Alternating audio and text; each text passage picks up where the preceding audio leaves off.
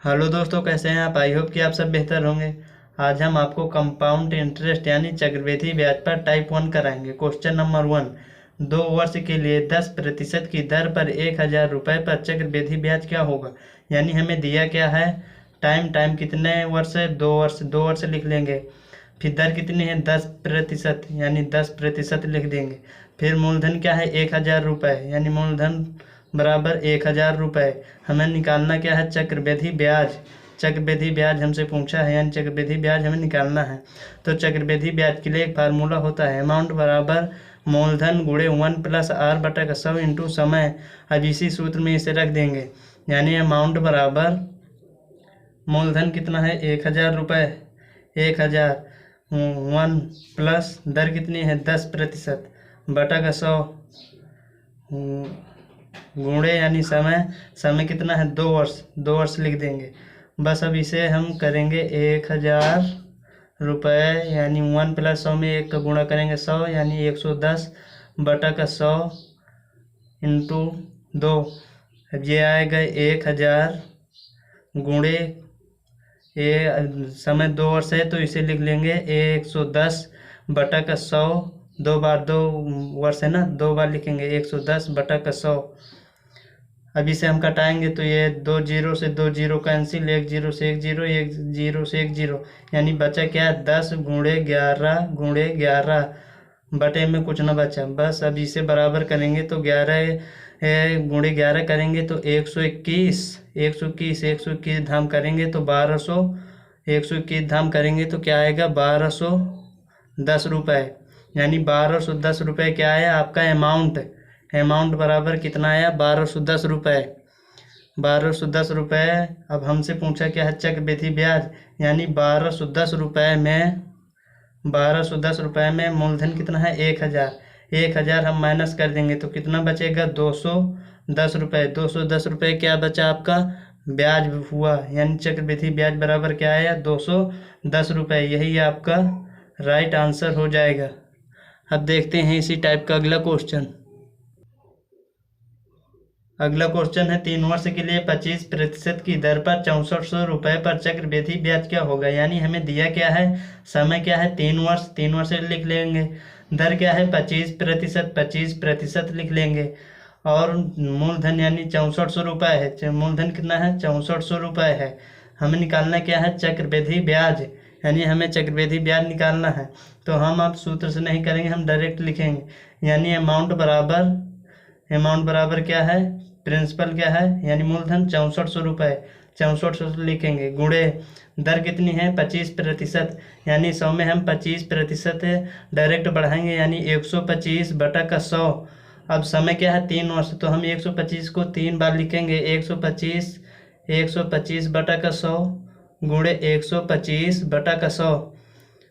क्योंकि समय 3 वर्ष है ना, तो 1 2 3 डायरेक्ट हम 125 को 3 बार लिख देंगे तो ये आ जाएगा डायरेक्ट। अब इसे कटा लेंगे तो 25 पंचे 125, 25 चौको 100, 25 पंचे 125, 25 चौको 100, 25 पंचे 125, 25 चौको 100। अब इसे हम कटाएंगे तो ये आ जाएगा 5 5 25, 25 पंचे 125, यानी ये ऊपर क्या बचा, 6400 बराबर 5 5 25, 25 पंचे 125, 125 बटा का 4 चौक 16, 16 चौक 64, यानी 64 से 64 एक बार में कट गया। अब ये 2 जीरो बचे, गुणे में चले जाएंगे, यानी 1200, 125 2 जीरो चले जाएंगे, यानी 12,500 हुआ। 12,500 टोटल अमाउंट हुआ। हमें चक्रवृद्धि ब्याज निकालना है। पहले से मूलधन क्या है, 6400 रुपये, यानी 12,500 में हम 6400 रुपये घटा देंगे। 6400 रुपये जब माइनस करेंगे तो 0 0, 5 में 4 गए 1, 12 में 6 गए 6, यानी 6,100 रुपये आपका क्या आया, ब्याज आया। 6100 रुपये आपका क्या आया, ब्याज। यही आपका राइट आंसर हो जाएगा। अब देखते हैं इसी टाइप का अगला क्वेश्चन। अगला क्वेश्चन है, 250 रुपये की राशि पहले वर्ष में 10% और दूसरे वर्ष में 20% की दर से चक्रवृद्धि कितना हो जाएगा। यानी कोई राशि है 250 रुपये, 250 रुपये, 250 लिख लेंगे। पहले वर्ष में 10% और दूसरे वर्ष में 20%। यानी हम डायरेक्ट लिखेंगे कि पहले वर्ष में 10% का मतलब 110/100 गुणे दूसरे वर्ष में 20% यानी 120/100।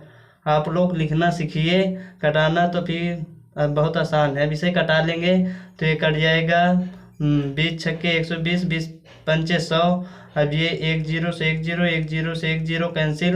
अब ये 5 से 5 1 कम 5, 5 5 25, यानी ऊपर क्या बचा 5 गुणे ये 11 गुणे 6 बटा का क्या बचा, बटा का कुछ ना बचा। तो अभी लिखेंगे इसे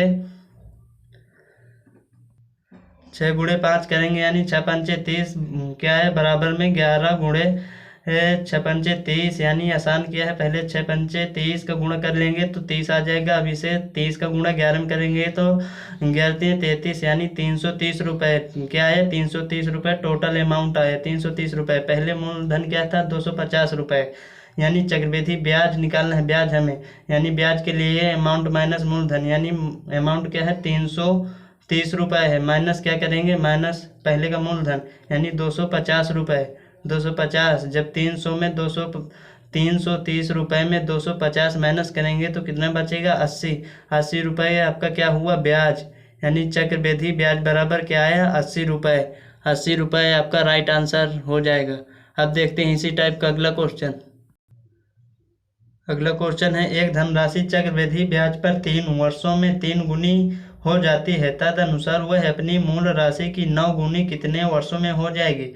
यानी क्वेश्चन कह रहा है कि 3 ईयर यानी 3 वर्षों में 3 गुनी हो जाती है, यानी 3 गुनी हो जाती है, 3 गुनी हो जाती है।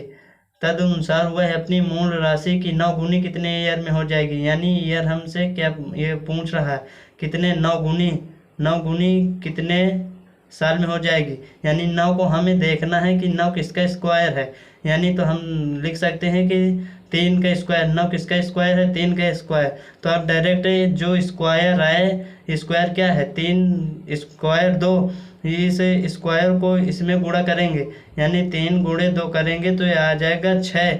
यानी आपका आंसर क्या है 6 ईयर। 6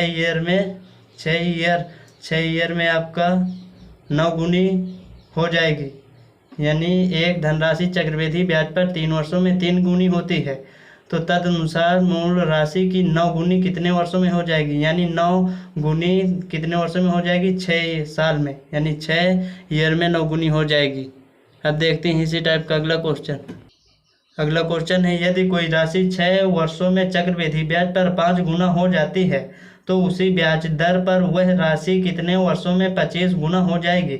यानी क्वेश्चन कह रहा है कि 6 ईयर में चक्रवृद्धि ब्याज पर वह 5 गुना हो जाती है, 5 गुना तो कि उसी ब्याज दर पर वह राशि कितने वर्षों में 25 गुना हो जाएगी। यानी 25 गुना हमें करना है उसी ब्याज दर पर। 25 गुनी कितनी दिनों में हो जाएगी।